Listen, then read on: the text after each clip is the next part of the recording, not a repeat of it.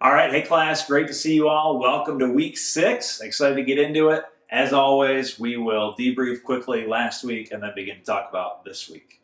So, week 5, we studied staff leadership, or the category known as management. We got into a new book, High Output Management, Andy Grove, an old book, but one of those books that so much is built on top of the foundation of. And as I've said throughout this course, our goal is not just to talk in theory about leadership, but to get really practical. And so the book gets into very specific things like how to do meetings well, how to set goals, how to have plans, all that kind of stuff. I didn't ask you to read the whole book. We're just reading a portion of it, but such a great resource, such important practical topics. We talk about how to do management, whether that's of staff or of volunteers, how to manage the organization well. So great stuff last week. Excited this week to get into financial leadership. Now, I'll be honest, for many people taking this course, I think this will probably be the least exciting unit of the course. The thing that you're probably the least excited to talk about. You might even be saying, hey, I'm training to become a pastor. Why do I have to talk about money? Why do I have to know anything about money? Somebody else in my church is going to handle all that kind of stuff. I don't need to know that kind of stuff. I just handle the spiritual stuff. Well, I do want to address that. I do want to talk about that.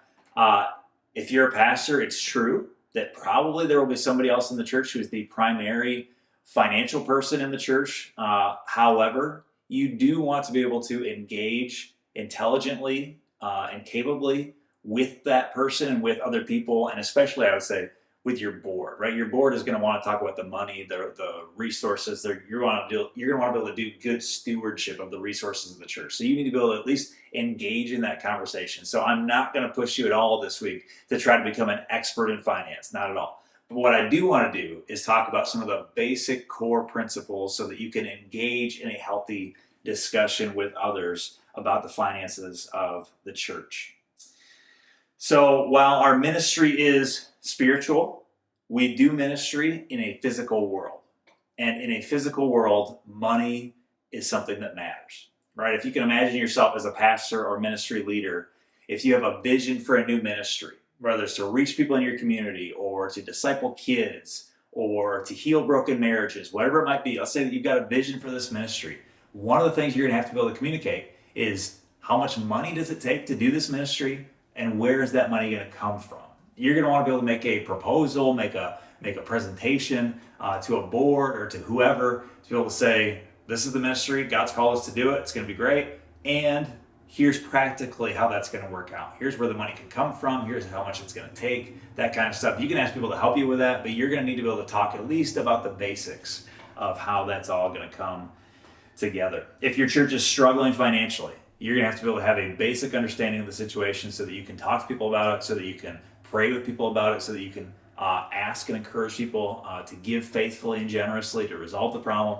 If by God's grace your church is growing and you get to go through a capital campaign, a building project, something like that, you're going to be able to need to know and understand the basic finances of the church so that you can talk intelligently about that as you share the vision with other people, as you help the board think it through and make good decisions, all that kind of stuff. So again, you don't have to become an expert, but it is really important as a leader of an organization to have a basic understanding of financial leadership and how to do that well.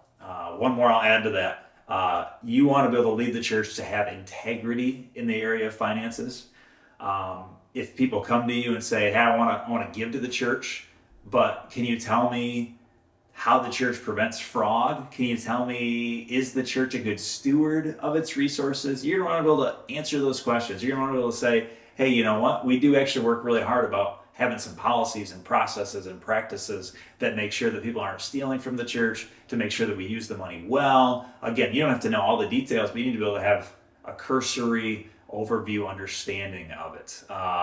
Maybe you've heard stories of pastors who have gone sour in relationship to money and the church. Unfortunately, there's too many stories out there, and I know some stories personally where some good, strong policies, which we're going to talk about this week, would have helped the church prevent somebody from embezzling money from the church, from stealing from God's kingdom. I know other situations where a pastor was falsely accused of doing some bad things with money, and some good policies and practices would have prevented him from receiving those false accusations. There would have been guardrails in place so that nobody would have even had room to accuse him of those kind of things. So these having a basic understanding of the process is really important and valuable if you want to lead the church, lead the organization to be an organization of integrity, which we should all want. All right, so again, you don't have to be an expert, but we're going to talk about the basics. So I'm going to give you some principles here in this talk, and then I'll introduce you to your readings and assignments that are going to take you much further. So a quick overview of the week. Unit 6, unit description. Students will learn basic skills and principles for financial management in the church. Outcomes, students will be able to exhibit the ability to read a financial report, to create a budget, and to identify ethical financial practices. So our learning objectives: 1, identify important information within a P&L statement, profit and loss statement. We'll talk about that in a minute. 2, create and manage a budget. 3, describe basic principles for ethical financial policies and procedures, okay? So we'll get into some of the specifics of that in our reading assignments, but I want to give a quick 5 points for you, just some beginning points as we get into talking about financial leadership, okay? So number 1, I want to say, ministry leader, don't be intimidated by the lingo. Any profession has lingo, right? If you sit in the doctor's office, they're going to use some big fancy words to let you know that they're a doctor and you're not, right? That they have some expertise and that you should listen to them and you should trust them and maybe don't ask too many questions. Now, hopefully that's not the intent of every professional, but that's often how professional language comes across. And let's be honest, even in the world of Bible and theology, we have some of this lingo, right? As a seminary trained person, you can pull out words like supralapsarianism and infralapsarianism. You could sit back and ask questions about the Hebrew and the Greek. You could ask questions like, what would John Calvin or Jacob Arminius have thought of those ideas? You know, you can pull out some fancy terms and language to make somebody feel uncomfortable and feel like you are the expert and you know what you're talking about and they don't. People in the financial world do the same thing. Sometimes they don't intend to, but it happens. There's lingo, you know, and so you might be sitting in a meeting and feel very overwhelmed when you start to hear words like assets and liabilities, credits and debits, all those kinds of things, a ledger, bookkeeping, you know, just you can start to feel overwhelmed if you're not familiar with that language. And so one of the first things I want to say is to just relax. It's okay. In your first time experiencing some of this kind of stuff, it's okay to just feel like you don't know exactly what's going on. But afterwards, feel free to Google those concepts, look it up, understand them. The concept or the terminology can be intimidating, and yet the concepts are really not that complicated. You can get a good understanding through a few basic financial education kind of websites online and be able to engage in the conversation even if you don't know it in great depth. I mean, remember, that's the goal, is not that you know everything, but that you can at least engage in a conversation intelligently. So don't be intimidated by the lingo. Just look up some words. You know, you'll be able to hang with it. You're an intelligent person if you're walking through a seminary course like this one, okay? You can handle it. Number 2, demonstrate and advocate for integrity. Again, you probably know, I know some stories of very terrible things happening within the church. People have done some ungodly things, ways that the kingdom resources had not been stewarded well, or of situations where somebody's been accused of something they haven't done, but because there's not great policy, they weren't able to fend off those accusations. So you want to demonstrate as a leader yourself great integrity in the way that you handle money, and you want to advocate for good procedures in the church in the way that we handle money. We just want to be, the church needs to reflect our King, right? We want to be people that have great character. We want to be above reproach in the way that we use money. It's just an easy way for people to get tangled up with money. So we want to have things in place. You know, as a pastor, if you're coming into an established church, there's probably things in place to protect you and to protect the church. And so you're probably in a much better situation. You will probably be separated from the money in some ways. I make sure that I'm separated in a lot of ways. I'm not the person who, you know, I have no ability to write checks, to move money between accounts, things like that. I don't, you know, have access to our safe. You know, our deacons, because I've led that team at different times in the past, will sometimes ask, you know, hey, Pastor John, we forgot the code. Can you tell us the code? I can't tell you the code. I don't know the code. You got to call our lead deacon. I can give you his phone number. I don't transport money between our church campuses, anything like that, because I just don't even want to give the opportunity for an accusation. So we have practices and policies like that, that two people always have to count or move money together, that pastors are simply not one of those people that's involved in that. We just don't want to have accusations like that. So there's things like that. Established churches, usually there are some good things in place, but you can help with that. If you are a church planter, you are going to have to work hard to do this. I know one story of a church planter who he started with nothing. It's just him and his wife, and they started a church in the basement. And so he has to do the day-to-day, bookkeeping, that kind of stuff. And a few years in, because he was the guy who was in the books, so people made some accusations, and he couldn't fend them off because he was the one doing it all. And so I think it would have been better, of course, and I think he would share this as well, that if he could have offloaded that sooner, or if at the very least he could have gotten other people involved with him in the accounting process, so that there wasn't room for people to accuse him of doing some stuff with the money. So again, demonstrate and advocate for integrity, good ethical practices, and how money is handled in the church. Number 3, as a pastor or ministry leader, don't be afraid to talk about money. The Bible talks about money. Jesus talked about money, right? God calls us to be faithful. God calls us to be generous. We can call God's people to that. We can ask that of them. We can also ask important questions about, are we as a church using our money well?